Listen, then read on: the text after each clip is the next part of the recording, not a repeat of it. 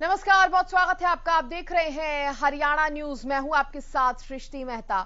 तो एक्शन में है मुख्यमंत्री मनोहर लाल और फैसले उनकी तरफ से लिए जा रहे हैं एक के बाद एक। अगले आधे घंटे तक चर्चा होगी इस पे कौन कौन से बड़े फैसले सरकार की तरफ से लिए गए हैं। आज भी कैबिनेट बैठक चल रही है, उसमें क्या कुछ चर्चा होती है, क्या बड़े फैसले होते हैं। लेकिन उससे पहले एक बड़ी खबर का रुख कर लेते हैं। हरियाणा की मनोहर सरकार के बड़े फैसले को आपको बता दें। प्राकृतिक खेती को बढ़ावा देगी हरियाणा सरकार।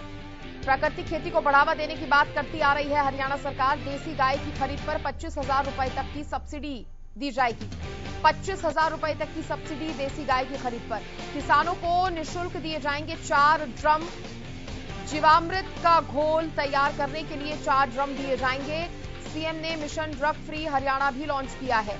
तो देखिए, ये फैसले जो एक के बाद एक हरियाणा सरकार की तरफ से लिए जा रहे हैं, उसमें महत्वपूर्ण फैसले हैं। एक तो ड्रग के खिलाफ ड्रग फ्री हरियाणा बनाने की जो मुहिम है हरियाणा सरकार ने चला दी है। इसके साथ ही प्राकृतिक खेती को लगातार हरियाणा सरकार की तरफ से मुख्यमंत्री मनोहर लाल की तरफ से बढ़ावा दिया जा रहा है। खुद मुख्यमंत्री जनता से भी, हरियाणा के वासियों से भी इसको लेकर अपील करते नजर आए। इधर देसी गाय की खरीद पर 25,000 रुपए तक की सब्सिडी देने का भी फैसला मुख्यमंत्री मनोहर लाल ने किया है। इसके साथ ही किसानों को निःशुल्क 4 ड्रम देने की बात हो रही है। दरअसल जीवामृत का घोल तैयार करने के लिए ये 4 ड्रम दिए जाएंगे और निःशुल्क दिए जाएंगे किसानों को ये ड्रम। तो कहीं ना कहीं जो ये मुद्दे हैं उन पर फोकस हरियाणा सरकार का। जीवामृत का जो घोल तैयार करने के लिए ज्यादा से ज्यादा किसानों से कहीं ना कहीं हरियाणा सरकार ने अपील की और इसके लिए अब 4 ड्रम मुफ्त में देने की बात की गई है। तो एक और बड़ी खबर का रुख कर ले, हरियाणा सरकार की कैबिनेट बैठक भी है आज। ये कुछ फैसले हमने आपको बताए जो हरियाणा सरकार की तरफ से लिए जा रहे हैं। और अब आज भी हरियाणा सरकार की तरफ से कैबिनेट बैठक चल रही है हरियाणा सरकार की, मुख्यमंत्री की अध्यक्षता में। और इसमें करीब 1 दर्जन एजेंडे जमीनों की अदला बदली के हैं। 1 दर्जन एजेंडे बताए जा रहे हैं जमीनों की अदला बदली के होंगे। हरियाणा सिविल सर्विस रूल 2016 में बदलाव को भी मंजूरी मिलनी तय मानी जा रही है। टोटल 31 एजेंडे हैं जिन पर इस मीटिंग में, इस बैठक में चर्चा होगी। बैठक में सीएजी की रिपोर्ट को भी मंजूरी मिल सकती है बताया जा रहा है। बोर्ड और निगमों की रिपोर्ट को भी मंजूरी मिल सकती है। ई व्हीकल पॉलिसी भी बैठक में अहम मुद्दा रहने वाली है। तो देखिए, ई व्हीकल पॉलिसी जो है वो बैठक में महत्वपूर्ण मुद्दा रहेगी। इसके साथ ही बोर्ड और निगमों की रिपोर्ट को मंजूरी मिलने की बात आज जो है वो हो सकती है। करीब 1 दर्जन एजेंडे जो हैं वो जमीनों की अदला बदली को लेकर हैं। और इस खबर पर ज्यादा जानकारी देने के लिए मेरे सहयोगी रवि कालीरमन मेरे साथ जुड़ गए हैं। रवि, कल मनोहर सरकार की तरफ से कुछ बड़े फैसले लिए गए थे और आज हरियाणा सरकार की तरफ से ये एक कैबिनेट बैठक भी है। सबसे पहले कैबिनेट बैठक के बारे में जानकारी दे दीजिए, क्योंकि कहा जा रहा है कि 31 एजेंडे हैं जो इस मीटिंग के दौरान जिन एजेंडों पर चर्चा की जाएगी। क्या लगता है कितने एजेंडे ऐसे होंगे, कितने मुद्दे ऐसे होंगे जिन पर मुहर लग सकती है और किन किन पर चर्चा हो सकती है? रवि। बिल्कुल सृष्टि, अगर बात की जाए कैबिनेट मीटिंग की तो कहीं ना कहीं मुख्यमंत्री मनोहर लाल की अध्यक्षता में एक बैठक जो है हरियाणा सचिवालय की 4थी मंजिल पर हो रही है और ऐसे में 31 एजेंडे जो है इस बैठक में बताए जा रहे हैं। अगर एजेंडों की बात की जाए तो सृष्टि, काफी एजेंडे जो है वो इस बैठक में है, उन पर मुहर लग सकती है। कुछ एक एजेंडे ऐसे भी हैं जो डेफर किए जा सकते हैं। मैं जिक्र करूं, प्लाईवुड इंडस्ट्रीज को बढ़ावा देने पर चर्चा की जा सकती है।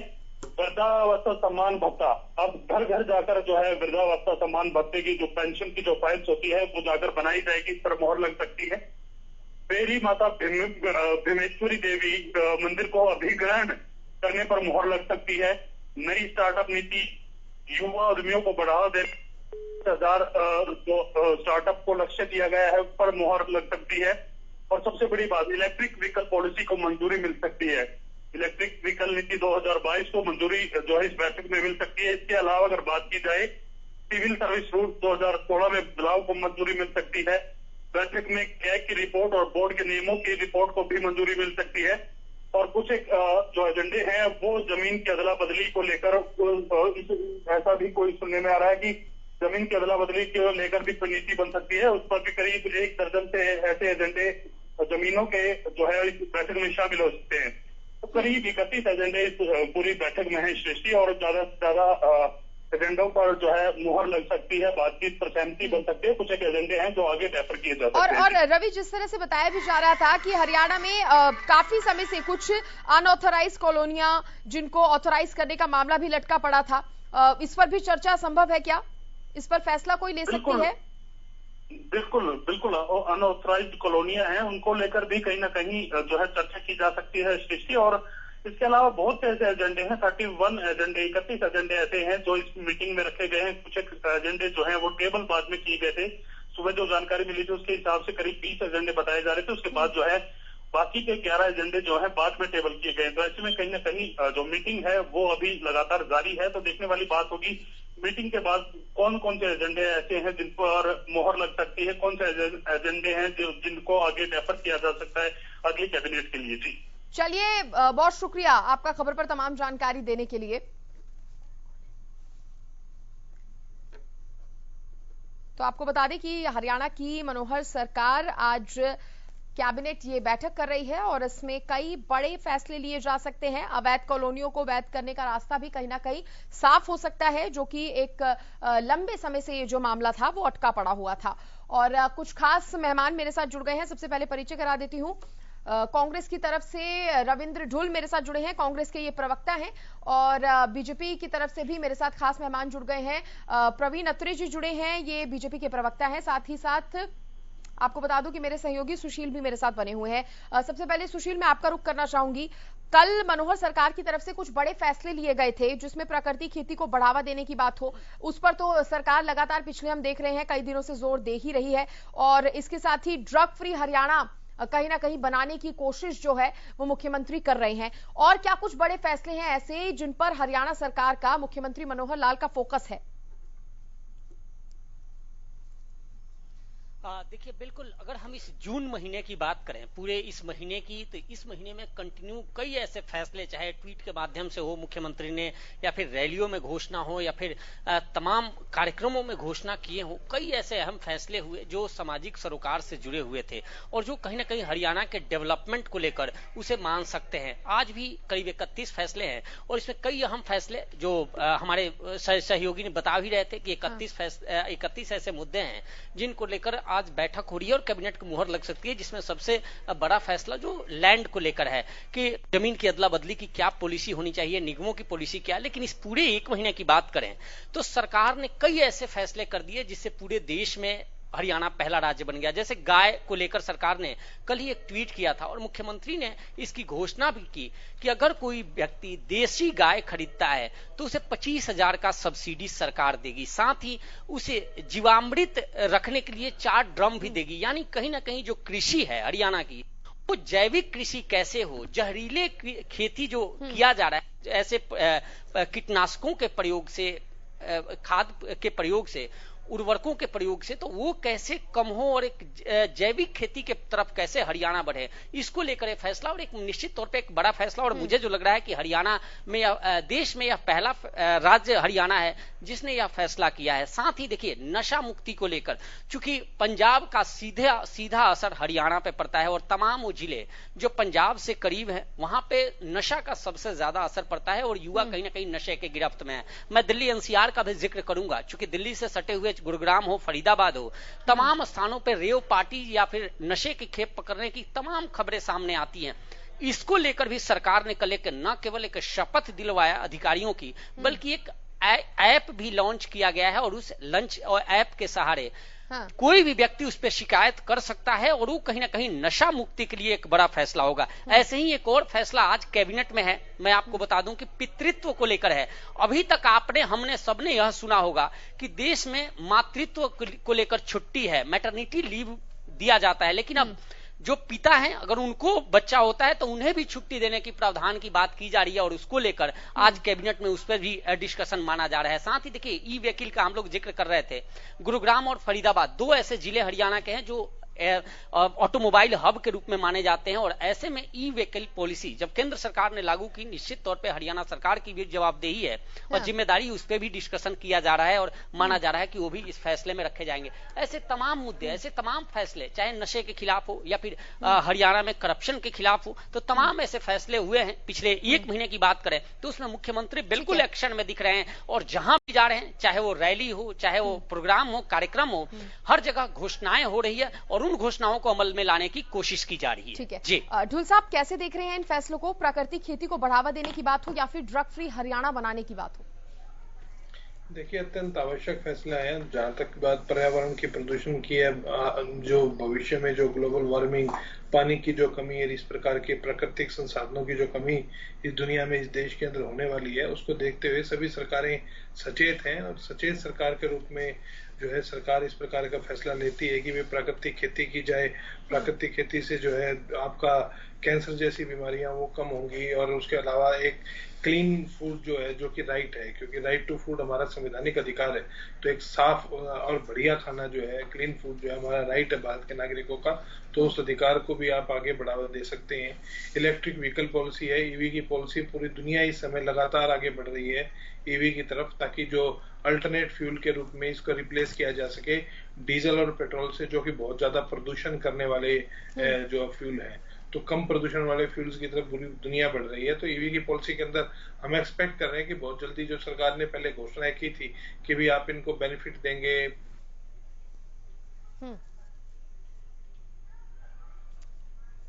ठीक है सर, आपका ऑडियो यहाँ पर डिस्कनेक्ट हो गया है। मैं प्रवीण अत्री जी का रुख करना चाहूंगी। प्रवीण अत्री जी, ये बड़े फैसले तो लिए जा रहे हैं, इसके पीछे कहीं ना कहीं सरकार का मकसद यही है कि हरियाणा को और बेहतर बनाना है, हरियाणा का विकास करना है।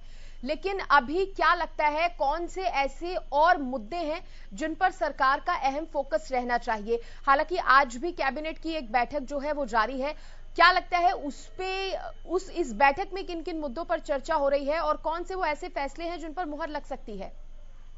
देखिए सृष्टि, ऐसा है कि बैठक के मुद्दों के बारे में तो रवि ने भी बताया, सुशील जी ने भी बताया, लेकिन जो एक सवाल आपका ये है कि सरकार का फोकस। देखिए, पिछले 8 साल से भारतीय जनता पार्टी की सरकार जो हरियाणा में काम कर रही है, अगर आप 8 साल के काम के ऊपर नजर डालेंगे तो आप पाएंगे कि लगातार कोशिश ये हुई है कि किसी तरह से हरियाणा में जो पहले की व्यवस्था चल रही थी तो उसको बदला जाए। क्योंकि जिस तरह की पॉलिटिकल व्यवस्था हरियाणा में पहले थी, उसके ऊपर बहुत बड़े सवाल थे। जिस तरह से भाई भतीजावाद, क्षेत्रवाद, जातिवाद, इस तरह का जो माहौल था, उसके अंदर बदलाव बहुत जरूरी था। चाहे युवाओं की बात करें, चाहे हम किसी अपने कार्य क्षेत्र, कार्य प्रणाली की बात करें, लेकिन उसके अंदर भी जो समय की मांग है, जिसके ऊपर रविंद्र जी भी जिक्र कर रहे थे। देखिए, एनर्जी का जो क्षेत्र है, रिन्यूएबल एनर्जी के ऊपर काम करना बहुत जरूरी था। हमारे एनर्जी के जो पारंपरिक स्रोत हैं, जैसे पेट्रोल डीजल की बात हो रही थी, पोल्यूशन तो होता ही होता है, उसके अलावा ये ऐसे स्रोत हैं जो धीरे धीरे कम हो रहे हैं, इनके ऊपर डिपेंडेंसी वैसे भी ठीक नहीं है। तो सरकार ने इन स्रोत के ऊपर से हमारा जो इनके ऊपर निर्भरता है, वो निर्भरता कैसे कम हो, उसी को कृषि क्षेत्र में अगर हम जाते हैं। देखिए, पानी के बारे में हम बहुत बेहतर जानते हैं, कई रिपोर्ट्स आ चुकी हैं, कई सर्वे हो चुके हैं, बहुत से एक्सपर्ट ये बता चुके हैं कि जिस तरह से पानी का दोहन हो रहा है, अगर ये स्थिति रही तो आने वाले 30 साल में हमारी स्थिति बहुत खराब हो जाएगी। तो वर्तमान सरकार ने क्या किया कि किसी तरह से पानी को बचाया जाए, उसमें प्रति एकड़ सरकार की तरफ से मिलेगा। तो इस तरह की योजनाएं मनोहर सरकार लेके आई, जिससे कि क्रॉप डाइवर्सिफिकेशन हो, पानी का दोहन बचे। अभी अगर आप मक्का की खेती है, अगर वो करते हो तो उसमें आपको बीज जो है सरकार की तरफ से मुफ्त मिलता है, जो कैश सब्सिडी है उसके अलावा। हाँ। इसी तरह से जो दूसरे क्षेत्र है, अब जो पशुपालक है, जो किसान पशुपालक है, जो किसान सब्जी की खेती करता है या जो किसान फल की खेती करता है, भावांतर भरपाई योजना यही सरकार लेके आई थी। आपको याद होगा, जो पुराने लोग हैं वो बेहतर जानते हैं, जिन्होंने 8 साल पहले की स्थिति को देखा हुआ है, किस तरह से किसान अपना टमाटर सड़क पे फेंक रहा है, किसान अपना आलू सड़क पे फेंक रहा है, क्योंकि मंडी में उसको भाव नहीं मिल रहा है। तो ये ऐसी स्थिति किसान के साथ बनी रहती है। तो भावांतर भरपाई योजना लेके आए, जिसमें किसान की सब्जी जो है, लगभग 16 फसलें ऐसी जो सब्जी और फलों की बात कर रहा हूँ, जिसकी एक एमएसपी सरकार ने फिक्स कर दी कि किसान को मिनिमम ये दाम मिलेगा। लेकिन उसमें करना होगा किसान को इस भावांतर भरपाई जो पोर्टल है उसके ऊपर अपने आप को अपलोड करना होता है। अगर मान लीजिए उसका एमएसपी, जैसे टमाटर की एमएसपी है 6 रुपए किलो, और मंडी में किसान को दाम मिल रहा है 3 रुपए किलो, तो जो डिफरेंस है 3 रुपए किलो का वो सरकार पे करेगी। तो इससे किसान को बहुत बड़ा लाभ हुआ है। फिर हम पशुपालक की तरफ आ जाएं, जैसे कि अभी जिक्र कर रहे थे, कल ही घोषणा हुई है कि देसी गाय अगर कोई खरीदता है तो उसको 25,000 रुपए की सब्सिडी मिलेगी। तो ये पशुपालक किसान को किस तरह से लाभ हो उसके ऊपर सरकार ने काम करना शुरू किया। अब जो फिशरी के अंदर सरकार योजना लेके आई, फिशरी पोर्ट के ऊपर सब्सिडी की घोषणा हुई, ड्रिप इरिगेशन के अंदर 85% तक सब्सिडी सरकार देगी। इस तरह के जो काम हुए हैं वो स्वाभाविक है, क्योंकि वो समय की मांग भी है और साथ साथ जो जिस तरह के हालात बनते जा रहे हैं, या यूं कह लीजिए जिस तरह से दबाव बढ़ता जा रहा है, उस दबाव को कम किया जाए और किसान को ज्यादा से ज्यादा लाभ हो। जो एक विषय बहुत इंपॉर्टेंट था जिसके ऊपर काफी चर्चा होती थी कि खेती जो है वो घाटे का सौदा हो गया है, किसान जो है वो खेती से अपने आप को अलग कर रहा है, तो ऐसी स्थिति उत्पन्न ना हो। कृषि के अंदर इस तरह से कृषि लाभकारी हो, जिसके दो पहलू होते हैं कि किसान की जो है इनपुट कॉस्ट जो है उनकी इनपुट कॉस्ट पे काम कीजिए, दूसरा जो इलेक्ट्रिसिटी पावर सप्लाई उसके ऊपर काम कीजिए, तीसरा एमएसपी, अगर किसान की एमएसपी बढ़ के मिलेगी तो उस पर काम होना चाहिए। तो इन सभी क्षेत्रों में सरकार ने काम किया है और वो काम जो है वो सामने नजर भी आ रहा है। और जिस तरह से खेती के अंदर बहुत बेहतर काम हुआ है, उसके नतीजे ये है कि पहले क्या होता था, कृषि का जो हमारी जीडीपी में योगदान होता था वो 13% तक चला गया था। आज कृषि क्षेत्र जो है जीडीपी में योगदान उसका 17% के ऊपर आ गया। तो ये तभी संभव हुआ है कि जब कृषि क्षेत्र के अंदर सरकार ने बेहतर काम किया। ठीक है सर, ढुल साहब मैं आपसे जानना चाहूंगी, क्या ये जो तमाम मुद्दे उठाए जा रहे हैं सरकार की तरफ से या जो फैसले लिए जा रहे हैं, आप एक विपक्षी पार्टी होने के नाते इससे संतुष्ट हैं या आपको लगता है कि कई ऐसे मुद्दे अभी भी बाकी हैं जिन पर सरकार को विशेष ध्यान देना चाहिए? देखिए, डेवलपमेंट एक ग्रेजुअल प्रोसेस होता है। सरकार काम करती रहती है। सरकार कोई भी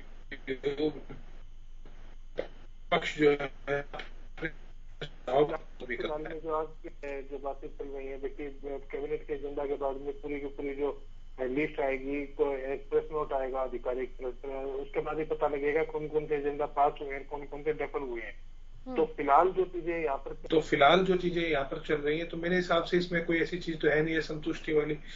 तो सरकार की ड्यूटी है, सरकार केवल अपना ड्यूटी कर रही है, करना भी चाहिए। हाँ, जहाँ इनको लगता है कि भी हमारी तरफ से भी चीजें आगे लेकर के जानी चाहिए, जैसे हमने कहा था इनको कि ओल्ड पेंशन स्कीम आप लागू कीजिए, सरकार अपने लेवल पे कैबिनेट ये फैसला लेने में सक्षम है, लेकिन सरकार नहीं ले रही है। क्यों नहीं ले रही है सरकार जानती है। हम इस चीज का विरोध करते हैं पूरी तरह से।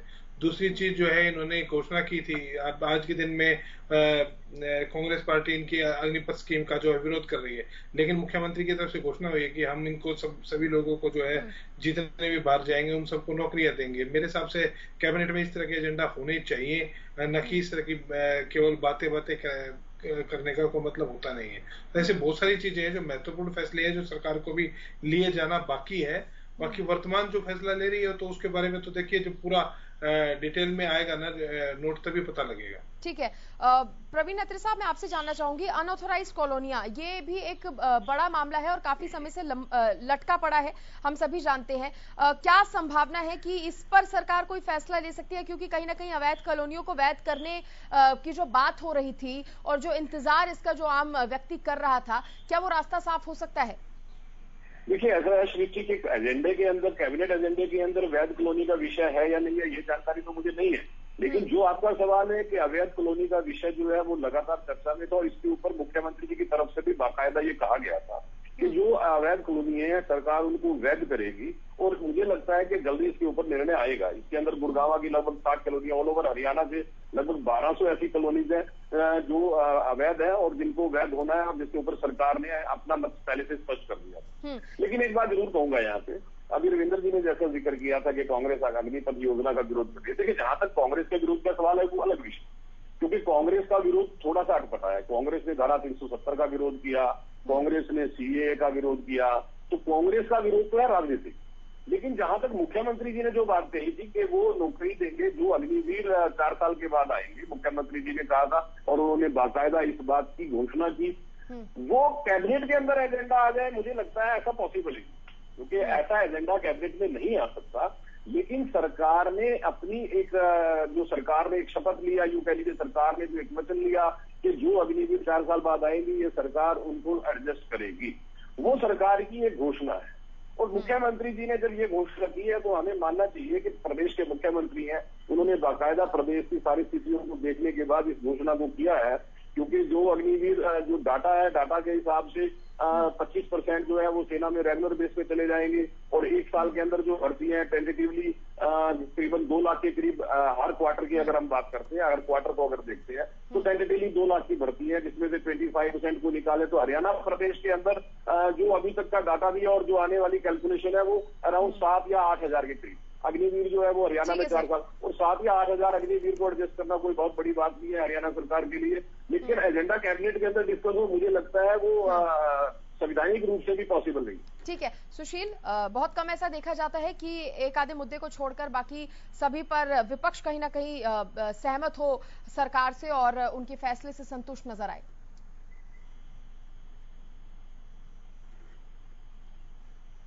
पूछना चाहता हूं कांग्रेस प्रवक्ता से कि अमूमन हुड्डा साहब कहते हैं, सीएलपी लीडर हैं, वो कहते हैं कि ये सरकार घोषणाओं की सरकार है और हम लोग आज यहाँ उन सभी फैसलों का जिक्र कर रहे हैं जो इस सरकार ने दनादन किए हैं और अभी भी आप देख सकते हैं पिछले 1 महीने के दौरान मुख्यमंत्री ने तमाम ऐसी घोषणाएं जो सामाजिक सरोकार से जुड़ी हुई हैं, उस घोषणा को या किस रूप में देख रहे हैं कांग्रेस प्रवक्ता कि सरकार कई घोषणाएं कर रही है, क्या इनको लगता है कि वो सारी घोषणाएं धरातल पे अमल में लाई जा रही हैं? देखिए, ये प्रश्न जो है इसका उत्तर मैं दे देता हूँ। पीछे एक रिपोर्ट भी आई थी, मैं भी ढूंढने की कोशिश कर रहा था, समय की कमी के कारण ढूंढ नहीं पाया हूँ। जो सीएम एश्योरेंस है, चाहे हाउस के अंदर एश्योरेंस हो, चाहे मुख्यमंत्री के द्वारा जो धरातल के ऊपर खासकर डेवलपमेंट वर्क के ऊपर जो घोषणाएं हैं, उनमें से बहुतेरी घोषणाएं अभी पेंडिंग है। बहुत ज्यादा एक बड़ी पेंडेंसी है जिसके कारण से बकायदा एक कमेटी बनी, कमेटी के अंदर विपक्ष के विधायकों को भी उसमें शामिल किया गया है।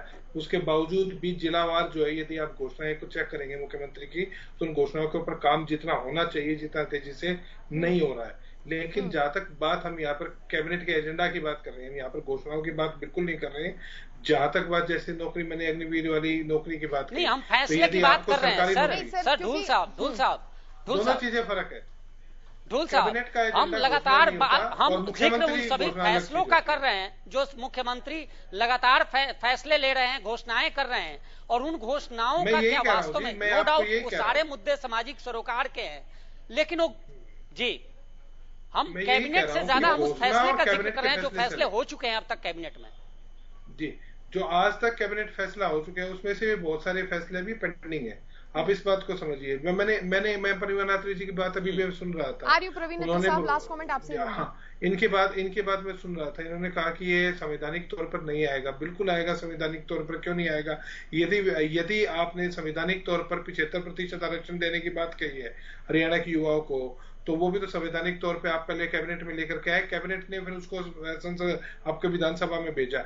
ऐसे ही जब यहाँ तक वो जो है अग्निवीरों के लिए जो आरक्षण किया जाएगा, आरक्षण का प्रावधान जो करेगी सरकारी नौकरियों पर, वो सरकार करेगी, सरकार कैबिनेट के थ्रू करेगी।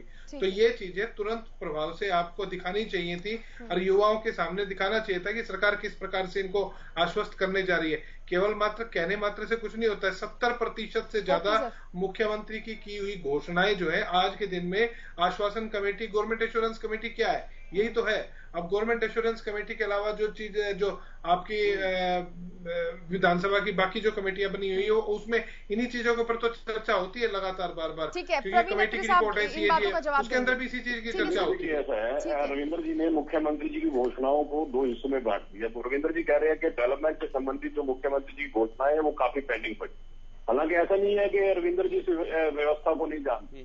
जब डेवलपमेंट से संबंधित घोषणाएं होती हैं उनके अंदर से, हालांकि सरकार ने तो बाकायदा पब्लिक डोमेन में डाल दिया था कि मुख्यमंत्री की जो घोषणाएं हैं उसके अंदर से लगभग 77% घोषणाएं पूरी हो चुकी हैं, उसके अंदर से करीबन 11% घोषणाएं जिन पे काम चल रहा है, तो पब्लिक डोमेन में आ गया।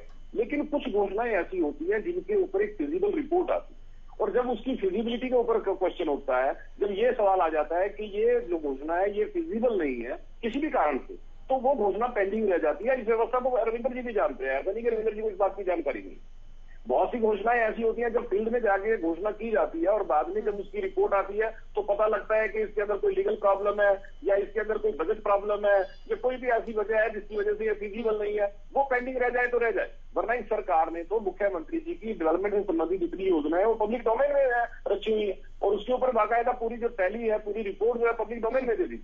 लेकिन जो बात वो कह रहे हैं कि जो कैबिनेट के अंदर जो एजेंडा पास हुआ और वो पेंडिंग है, ये मुझे लगता है रविंद्र जी थोड़ा सा वाइबर के अंदर नहीं, मैंने नहीं कहा, मैंने उसके बारे में नहीं, मैं तभी कह रहा हूँ हम चर्चा कैबिनेट एजेंडा के ऊपर कर रहे हैं, घोषणाओं के ऊपर बात नहीं करनी चाहिए। मैंने ये तो मेरे जो मित्र थे जो बोलने कहीं ना कहीं संतुष्ट भी यहाँ पर कांग्रेस के जो प्रवक्ता हैं वो नजर आए। फिलहाल के लिए बहुत शुक्रिया आप सभी मेहमानों का जुड़ने के लिए, इस चर्चा में शामिल होने के लिए। तो देखिए मुख्यमंत्री तो एक के बाद एक फैसले ले रहे हैं, दनादन फैसले इसे माना जा रहा है और आज भी कैबिनेट की बैठक जो हो रही है देखने वाली बात होगी जनता के लिए उसमें से क्या कुछ निकलकर सामने आता है। फिलहाल इसी के साथ इस बुलेटिन में इतना ही। देखते रहिए हरियाणा न्यूज। नमस्कार।